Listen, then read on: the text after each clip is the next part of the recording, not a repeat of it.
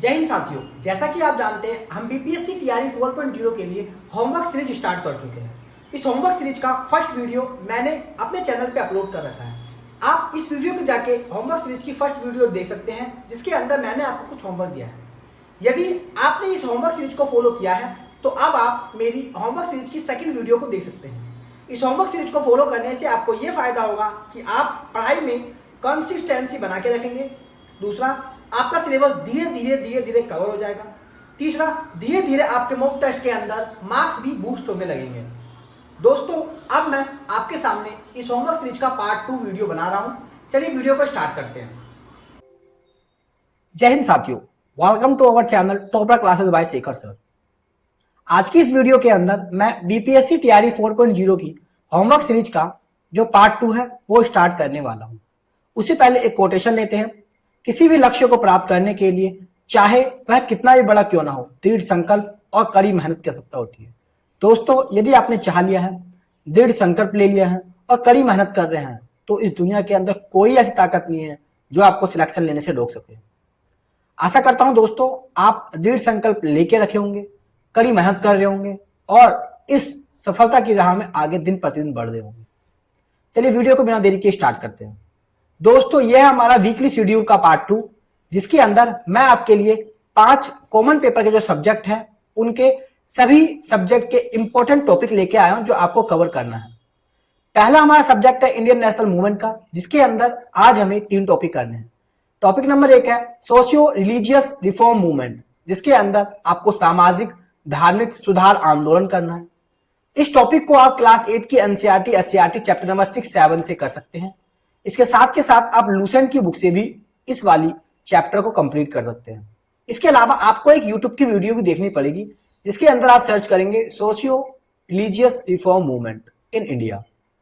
उससे रिलेटेड जो भी आपको वीडियो आएगी, जिसके अंदर राजा राम मोहन राय के बारे में, दयानंद सरस्वती के बारे में, इसके अलावा ईश्वर चंद्र विद्यासागर के बारे में जो भी आपको बताया जाएगा, उन्होंने क्या किया, कब किया, कौन सी बुक छापी, कब कौन सी किताब लिखी, कब लिखी, उसके अंदर क्या वर्णन किया गया, सब कुछ आप याद करते हो चलेंगे। नेक्स्ट टॉपिक जो आपको पढ़ना है दोस्तों वो है हमारा ट्राइबल रिवोल्ट का। ये आपको पढ़ना है लूसेंट की बुक से। लूसेंट की बुक के अंदर जनजातीय आंदोलन नाम से एक टॉपिक दे रखा है, उस टॉपिक को आप कवर करेंगे, जिसके अंदर आपको संथाल विद्रोह, नील विद्रोह, चंपारण विद्रोह, मुंडा विद्रोह, जितने भी विद्रोह अंग्रेजों के शासनकाल से लेकर आजादी तक किए गए हैं, सबके सब आपको जनजातीय आंदोलन, किसान आंदोलन, ये आपको सभी आंदोलन याद करने हैं दोस्तों। ये आपके एग्जाम के अंदर हर बार एक क्वेश्चन इंडियन नेशनल मूवमेंट से इस टॉपिक से पूछा जा रहा है, इसलिए आपको सही तरह से याद करना है। इसके अलावा आप इसके लिए एक यूट्यूब वीडियो दे सकते हैं। इसके लिए आप सर्च करेंगे एडुटीरा by Parveen sir tribal movement. आपके सामने वीडियो निकल के आएगी दोस्तों, आप उस वाली वीडियो को देख के इस चैप्टर को याद करेंगे। तीसरा टॉपिक जो हमारे सामने दोस्तों है economic impact of British rule in India. ये टॉपिक आप यूट्यूब चैनल से कवर करेंगे, क्योंकि इंडिया के अंदर ब्रिटिश का रूल जब हुआ उसका इकोनॉमिक प्रभाव क्या पड़ा, किताब के अंदर आपको नहीं मिलेगा, इसलिए आप इस चैप्टर को यूट्यूब की मदद से पढ़ेंगे। ये 3 टॉपिक दोस्तों आपको इंडियन नेशनल मूवमेंट के अंदर कवर करने हैं। अगला सब्जेक्ट है हमारा मैथ का, जिसके अंदर आज जो हमारा टॉपिक है, 2 टॉपिक आज मैं आपके लिए लेके आया हूं। इसमें से एक टॉपिक हमारा प्रॉफिट एंड लॉस का, यहां से क्वेश्चन हर बार एग्जाम में पूछे जाते हैं, इसलिए आप इस टॉपिक को याद करेंगे, कवर करेंगे। जो भी आपने कंसेप्ट सीख रखे हैं उसके लिए आप किसी भी बुक को जो फॉलो कर रहे हैं उससे सारे के सारे जितने भी टाइप बनते हैं सबके एमसीक्यू लगाएंगे।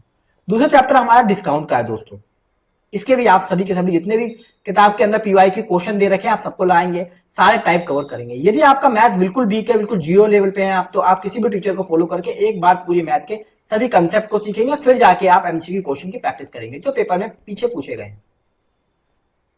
तीसरा सब्जेक्ट दोस्तों जो हमारे सामने है वो करंट अफेयर का। करंट अफेयर के लिए जो आप टॉपिक आपको इस महीने लर्न करना है वो फरवरी मंथ का है। लास्ट वीक मैंने आपको जनवरी मंथ का करंट अफेयर कवर करने के लिए दिया था। आशा करता हूं आपने जनवरी मंथ के करंट अफेयर को पूरा कवर कर लिया होगा। अब हम अगले मंथ फेब के मंथ में आते हैं और फरवरी के मंथ में जो भी राजनीतिक घटनाएं हुई हैं, आर्थिक घटनाएं हुई हैं, सामाजिक घटनाएं हुई हैं, या फिर इसके अलावा जो भी अवार्ड मिले हैं, जो भी इंडेक्स इस मंथ के अंदर आया, आपको सब कुछ कवर करते हुए चलना है।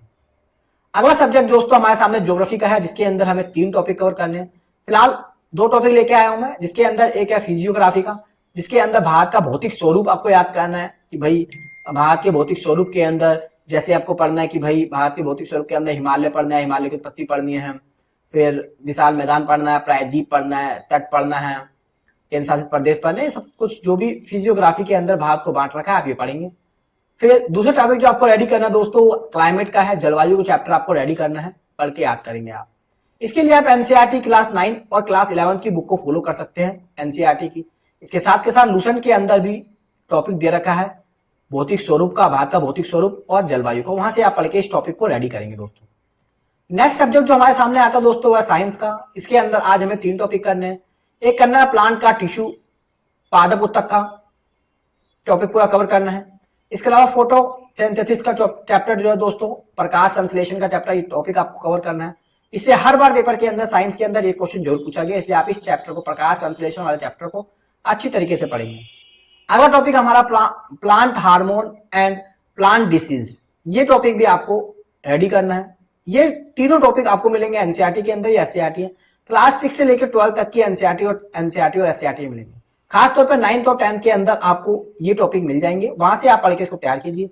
साथ के साथ लूसेंट की बुक के अंदर अलग से पादप उत्तक का टॉपिक है, प्रकाश संश्लेषण का टॉपिक दे रखा है।